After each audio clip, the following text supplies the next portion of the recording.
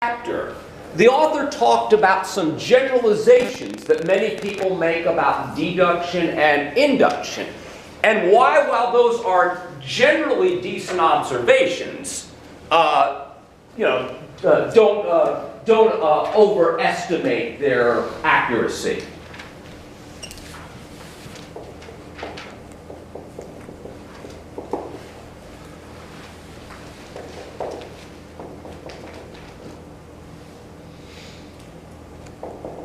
I'm referring to the part of the chapter where the author talks about this generalization about these two types of reasoning. When we deduce, we are often said to go from more general statements to what?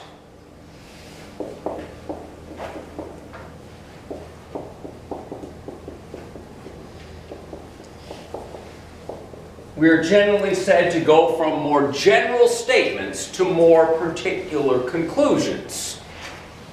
Now, what does this phrase mean, going from general to more particular conclusions? I'll give you one. If all wallabies are marsupials, and if Seymour is in fact a wallaby, we can conclude Seymour is indeed a marsupial. So we're taking a generalization about wallabies and marsupials and drawing a conclusion about this particular creature, Seymour, or whatever, just make up a name.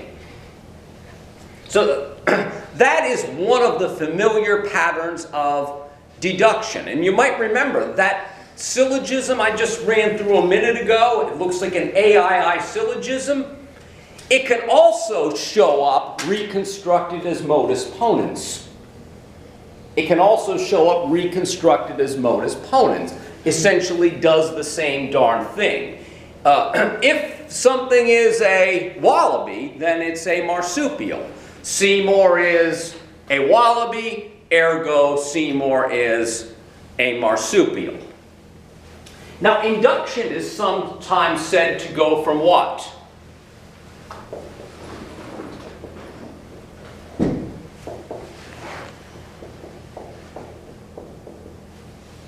Is said to go from particular to more general.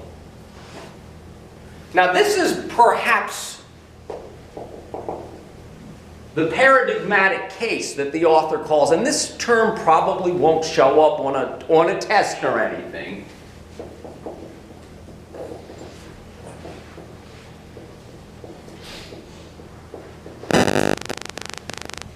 The specific inductive pattern that might fill this fairly well is what the author called induction by enumeration.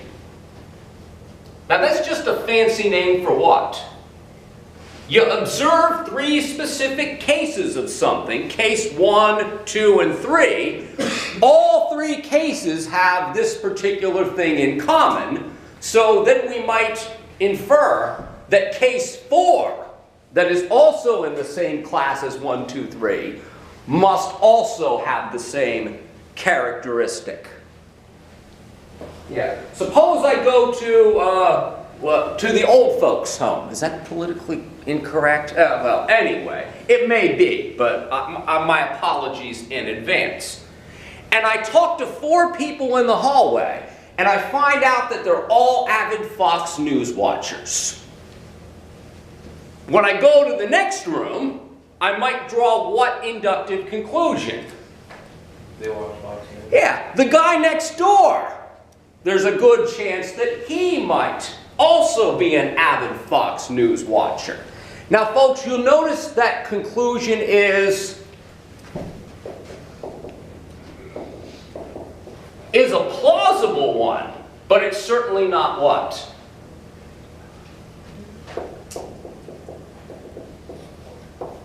It's certainly not certain. Why is it uncertain? This answer might be easy, but difficult to articulate. Because whenever what's that? The differences. Yeah, In other words, we were just looking at similarities. We just met 4 older folks who are avid Fox News watchers, and to generalize that all old folks are avid Fox News watchers is problematic. And this is because we don't account for other specific differences and so forth. We don't account. In other words, we only can reasonably induce based upon the information that we do in fact have. And we're going off of selective information in some cases. In other words, all the relevant information hasn't necessarily been considered. Now, a couple other easy examples. If I were to say to you, methinks it will get to 90 degrees Fahrenheit in central Pennsylvania tomorrow. Well, strong induction tells you what? 90-degree days in this part of the country, in this century, this millennium, don't really happen in February. So you would be wise to say, well, I'll take that bet. I bet you're wrong. Because your past experience, most of us take for granted to be a good indicator of what?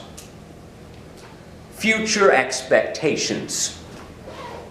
We take for granted that our past experiences, the data we've collected, is a good indicator of future expectations.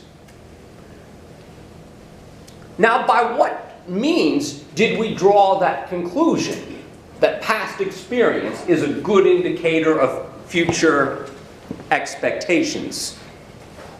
This might sound like a trick question, but it's not.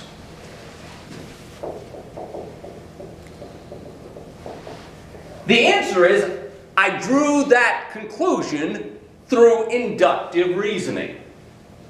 In other words, my past experience has, generally speaking, been a good indicator of future expectations, as long as I haven't left out crucial details.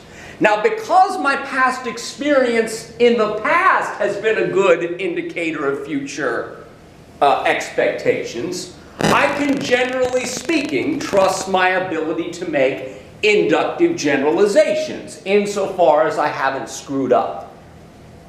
Now, you'll notice my justification for using induction is what? It's inductive. My rationale for trusting my inductive reasoning powers is in fact inductive. And this won't be on the test books, but this is a philosophical problem in both logic and philosophy of science that we call the problem of induction. It's called the problem of induction is because you can't prove with a capital P that inductive reasoning is reliable. Because our trust of our abilities to induce is predicated on the idea that we can trust induction. AKA, it's a circular argument. We visit circular reasoning fallacies in Chapter 3, by the way. But I just wanted to highlight this. Oh, and by the way, folks, sometimes our inductive reasoning goes from general to general, sometimes from particular to particular. And the same thing goes for deduction. Sometimes we go from particulars to other particulars. Now, the one thing when we did syllogisms, you might note, is we can't go from particulars to what? Universal. To universals. You can't go from particular to universal. And you'll notice that was demonstrated through what? Well, one way we demonstrated it. If both of your premises are particulars, you can know that you can't draw any further conclusions, because some logical problem will have been committed.